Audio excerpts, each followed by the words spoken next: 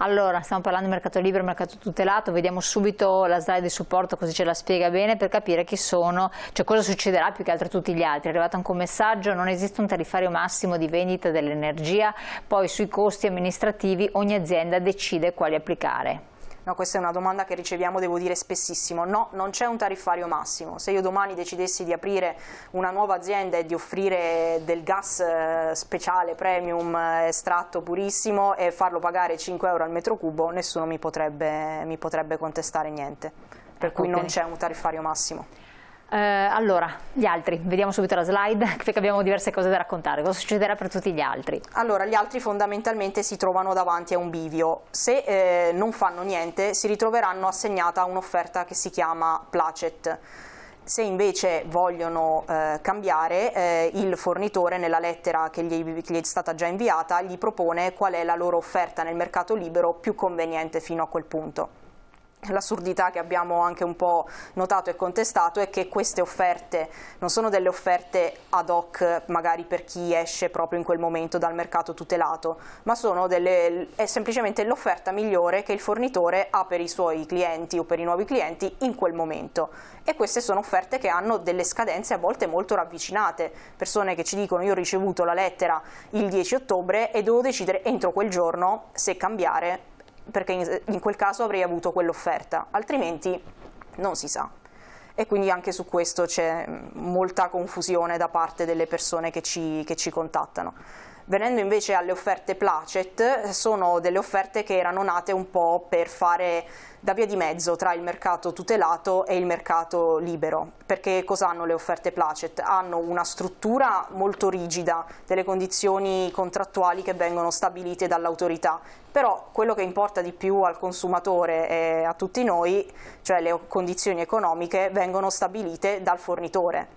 Quindi fondamentalmente è una struttura di contratto che ha delle garanzie, delle durate stabilite, però il prezzo viene stabilito liberamente dal fornitore. E da quello che abbiamo potuto vedere, le offerte placet sono generalmente più costose e quindi meno convenienti rispetto a quelle del mercato libero offerte Vediamo dallo infatti la stesso slide fornitore. delle offerte placet, bisogna ricordarsi questo termine. Sì, placet, esatto, per cui hanno queste caratteristiche qui. In realtà le persone stanno ricevendo delle offerte placet soprattutto variabili, perché ultimamente vanno tanto le offerte con condizioni economiche variabili, però esistono anche delle offerte placet a tariffa fissa, di solito per 12 mesi. Ok, quindi bisogna stare attenti un po' a questo tipo di situazione. Dopo vedremo che cosa conviene fare, però sostanzialmente c'è anche un'altra slide successiva che parla del discorso della famosa lettera che alcuni hanno ricevuto, di cui lei ha accennato. In realtà dovrebbero averla già ricevuta tutti i clienti che sono ancora nel mercato di maggior tutela, perché è stato proprio un obbligo di legge. I fornitori dovevano avvisare i loro clienti che la fornitura del mercato tutelato stava per terminare e che quindi avevano davanti queste due scelte: il mercato libero o il placet, questa sorta di via di mezzo. Però devo dire che queste lettere, per come le abbiamo viste noi, non avevano una struttura omogenea, quindi qui non c'è stato forse un po' di carenza di controllo da parte dell'autorità. Non tutte le informazioni erano date in modo corretto, non veniva esplicitata più di tanto la possibilità della persona di poter restare nel servizio di tutela della vulnerabilità se aveva determinate caratteristiche. Ne ho viste alcune in cui la persona dicevano: ah, ciao, il mercato tutelato sta finendo, o scegli il placet oppure scegli questa offerta che però scade tra 1 o 2 giorni magari, oppure certo, quando arriva la lettera è già scaduta.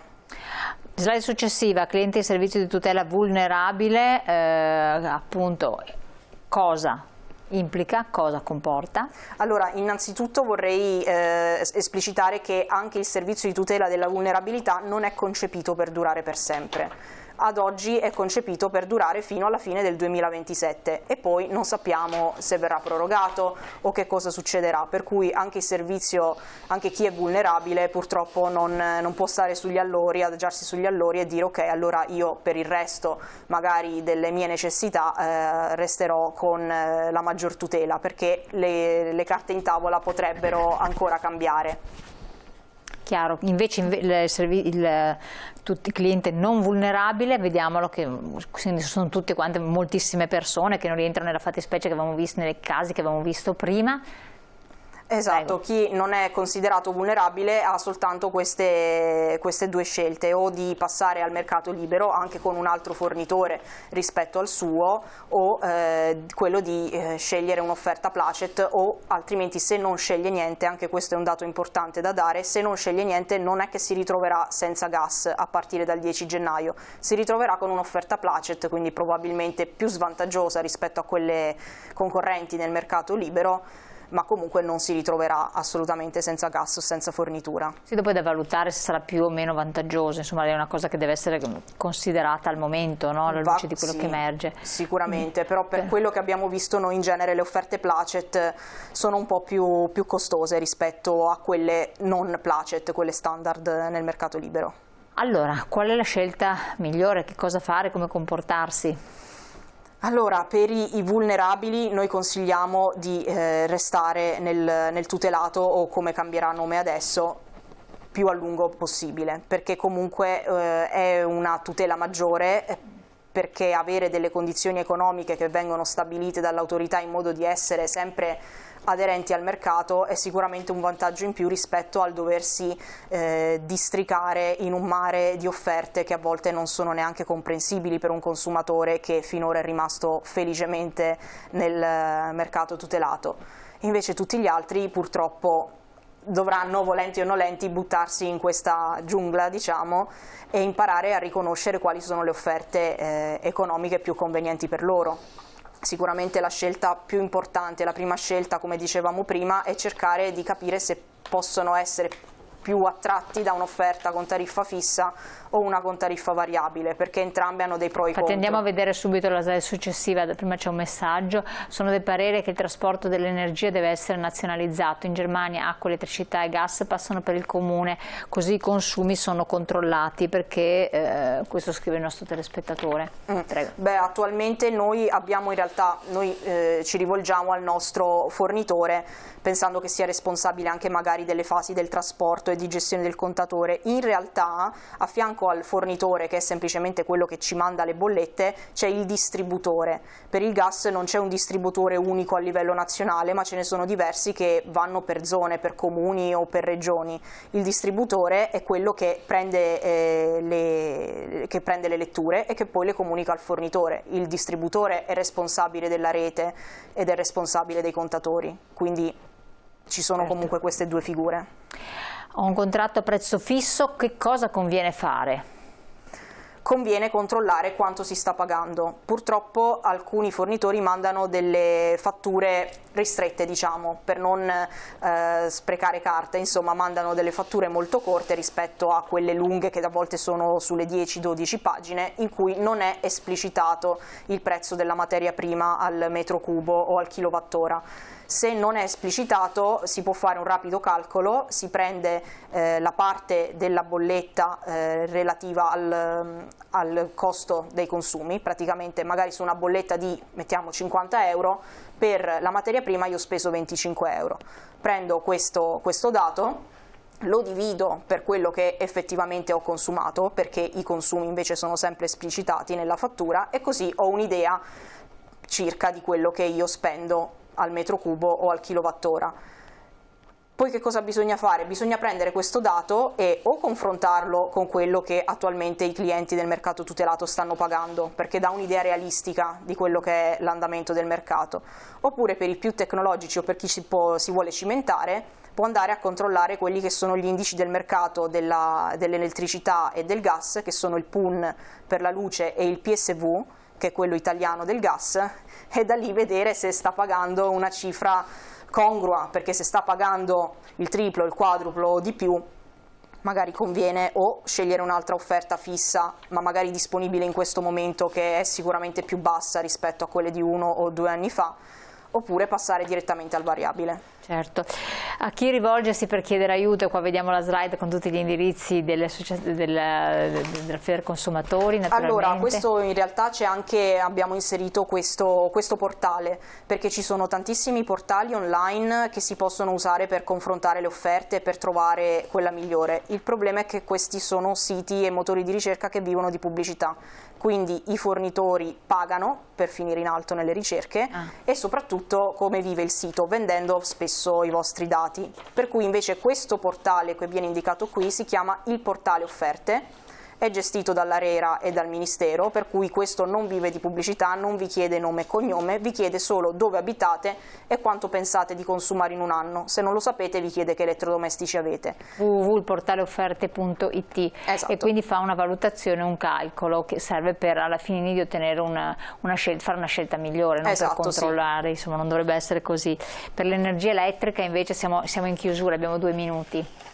Per l'energia elettrica c'è tutto un altro discorso. Per l'energia elettrica chi non sarà passato al mercato libero entro aprile del 2024 si troverà assegnato praticamente un fornitore d'ufficio, così diciamo. Ci saranno dei bandi, ci saranno dei concorsi, i fornitori competeranno tra di loro e chi vincerà una fetta di quell'area geografica si prenderà tutti i clienti nel mercato tutelato, quindi tutti quelli che ancora hanno il servizio elettrico nazionale confluiranno in questo nuovo venditore. Con quali condizioni economiche non lo sappiamo.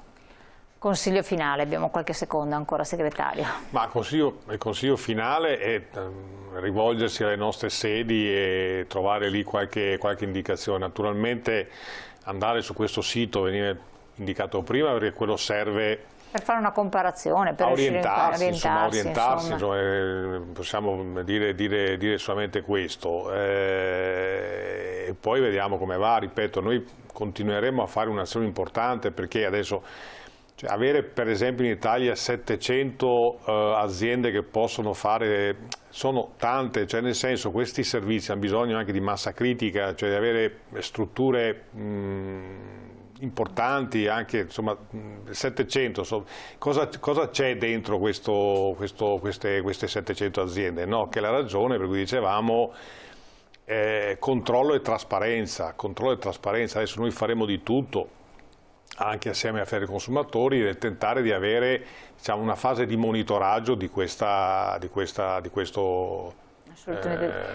passaggio, insomma, perché ci possono essere strutture anche importanti con un danno agli utenti. Ripeto, un processo di liberalizzazione in sé non è negativo, nel senso che può effettivamente portare qualche vantaggio ai fruitori. Naturalmente bisogna che ci sia un controllo, bisogna che ci siano elementi di trasparenza e bisogna mettere i cittadini nelle condizioni di poter scegliere. Ecco, ripeto, io penso che ci torneremo ancora sopra su questa cosa, ovviamente sì, con la vostra squisita disponibilità, insomma, però perché serve dire e serve informare, ripeto, cose che possiamo fare noi, che avrebbero dovuto fare altri, ma insomma in assenza di altri proviamo a farlo noi. Grazie segretario, grazie a Federconsumatori di essere stati qui con noi, a voi cari telespettatori come sempre di averci seguito. Io poi vi invito a riguardare la puntata, rivedetela, ma soprattutto in caso di problemi, di dubbi, di perplessità,